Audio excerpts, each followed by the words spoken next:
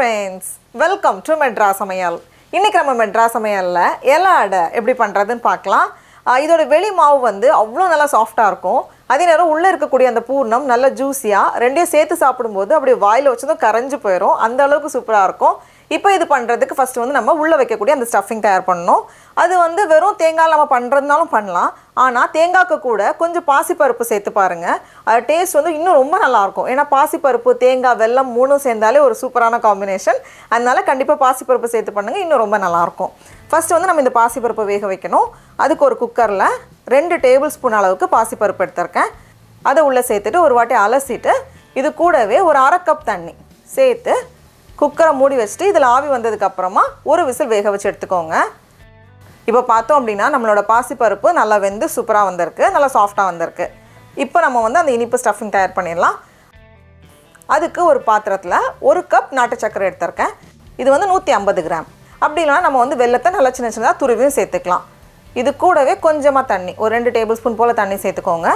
சேர்த்துட்டு இப்போ இந்த மாதிரி கொதிச்சு வந்ததும் இதில் 1 கப் துருவின தேங்காய் சேர்த்துக்கோங்க. கூடவே நம்ம ரெடியாக வேக வச்சு வச்சுருக்கோம்ல பாசிப்பருப்பு, அதையும் உள்ளே சேர்த்துடலாம்.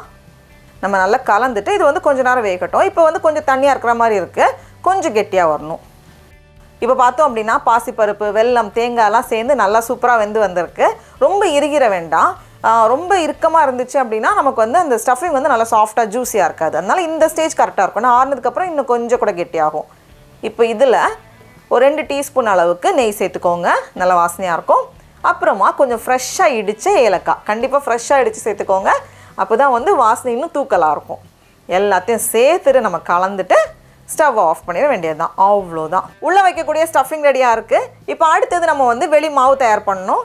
அதுக்கு நான் இன்றைக்கி வந்து 1 கப் கடையில் வாங்கினா இடியாப்ப மாவுன்னு கிடைக்கும்ல, அதான் எடுத்திருக்கேன். இடியாப்ப மாவு அப்படி இல்லைன்னா கொல்கட்டை மாவு ரெண்டுமே வந்து நம்ம யூஸ் பண்ணிக்கலாம். இதை வந்து ஒரு பவுலில் மாற்றிக்கோங்க.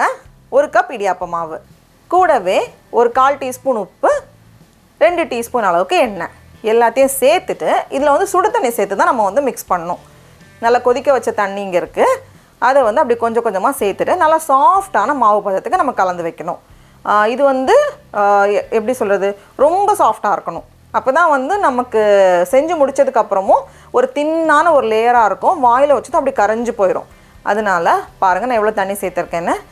ரொம்ப அப்படி தண்ணியாக ஓடுற மாதிரி இல்லை, இருந்தாலுமே நல்ல சாஃப்ட்டு. இந்த அளவுக்கு சாஃப்டாக இருந்தால் தான் நம்ம வேக வச்சு எடுத்ததுக்கப்புறமும் மேலே இருக்க லேயர் வந்து அப்படி வாயில் வச்சுன்னு கரைஞ்சி போயிடும். அந்த அளவுக்கு சாஃப்டாக இருக்கணும்.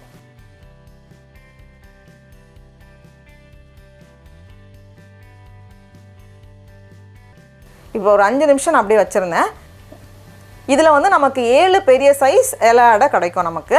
அதனால் 7ஆக பிரிச்சுக்கோங்க. இப்போ வந்து ஒரு வாழை இலையை இந்த மாதிரி கட் பண்ணி வச்சுருக்கேன். இது கீழே வந்து நெய்யோ எண்ணெயோ எதுவுமே தேய்க்காதீங்க. சும்மா அதுக்கு மேலே டேரெக்டாக வச்சு நம்ம ப்ரெஸ் பண்ணால் போதும். கையில் வந்து கொஞ்சம் தண்ணி தொட்டுக்கோங்க. அப்போ தான் வந்து நம்ம கையில் ஒட்டாமல் நமக்கு வந்து ப்ரெஸ் பண்ணுறதுக்கு ஈஸியாக இருக்கும். ப்ரெஸ் பண்ணும்போது எவ்வளோ மெல்லிஸாக முடியுமோ அந்த அளவுக்கு மெல்லிஸாக விரிச்சுக்கோங்க. அது ரொம்ப முக்கியம். ஏன்னா மொத்தமாக இருக்கிறத விட ரொம்ப மெல்லிஸாக இருந்துச்சுன்னா தான் இலை அடைக்கு நல்லாயிருக்கும். இது நம்ம கை வச்சு விரிக்கும் போதே ரொம்ப ஈஸியாக இருக்கும். விரிச்சாச்சு. இப்போ இதில் வந்து நம்ம ரெடியாக வச்சுருக்கோம்ல பூர்ணம், அதுலேருந்து ஒரு பெரிய ஸ்பூன் நிறைய. இது வந்து ரொம்ப கெட்டியாகிடக்கூடாது, ஓரளவுக்கு இந்த மாதிரி சாஃப்டாக தான் இருக்குது. அப்போ தான் வந்து ஜூஸியாக இருக்கும். அதையும் ஒரு ஓரமாக வச்சுட்டு இதை வந்து நம்ம மடிச்சிடணும். இதை மடிச்சுட்டு நம்ம மடிக்கும் போதே அழகாக அது வந்து லேசாக ப்ரெஸ் பண்ணும்போதே அந்த ஓரங்கள்லாம் வந்து நமக்கு சீல் ஆகிடும். ஏன்னா மாவு வந்து நல்லா சாஃப்டாக தான் இருக்குது. இப்போ நான் இதை வந்து சும்மா ஓப்பன் பண்ண தேவையில்ல, நான் சும்மா ஓப்பன் பண்ணி காமிக்கிறேன் பாருங்கள். அந்த மாவு வந்து அவ்வளோ சாஃப்டாக இருக்கிறனால அந்த ஓரங்கள் வந்து ஒன்றோடு ஒன்று டக்குன்னு ஒட்டிடும். பாருங்கள், இந்த அளவுக்கு நல்லா ஒட்டியிருக்கு. இந்த மாதிரி நல்லா சாஃப்டாக இருக்கணும், அது ரொம்ப முக்கியமான ஸ்டெப். இந்த மாதிரி நான் எல்லாமே ரெடி பண்ணி வச்சுருக்கேன். பாருங்கள், அந்த வெளி மாவு வந்து இந்த அளவுக்கு நல்லா சாஃப்டாக இருக்கணும். அப்போ தான் வெந்து வரப்போ கரெக்டாக இருக்கும். இப்போ இதை வந்து நம்ம வேக வச்சிடலாம். நான் வந்து இந்த மாதிரி ஒரு ஸ்டாண்டில் 4 மட்டும் ஃபஸ்ட்டு வைக்கிறேன். அடுத்த பேட்சில் நம்ம வந்து 3 வைக்கலாம். நான் வந்து 2 கீழே 2 மேலே வச்சுருக்கேன். இப்போ இட்லி பாத்திரத்தில் ஆவி வந்ததுக்கப்புறமா தான் நம்ம உள்ளே வைக்கணும்.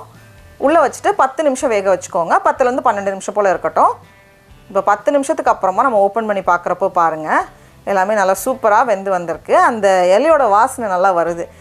இப்போ இதை நம்ம ஓப்பன் பண்ணுறப்போ பாருங்கள் எவ்வளோ நல்லா சாஃப்டாக இருக்குன்னு. அந்த வெளி மாவு உள்ளே இருக்கக்கூடிய அந்த பூர்ணம் ஆக்சுவலி வெளியே தெரியணும். அந்த மாதிரி இருந்தால் தான் அந்த இலை அடை வந்து நல்லா மெல்லிஸாக நல்லா சாஃப்டாக இருக்கும். இது வந்து எவ்வளோ ஆறுனதுக்கப்புறமும் இதே சாஃப்ட்னஸோடு இருக்கும். ஏன்னா அந்த வெளி மாவு பாருங்கள் கண்ணாடி போல் நல்லா சாஃப்டாக இருக்கும்.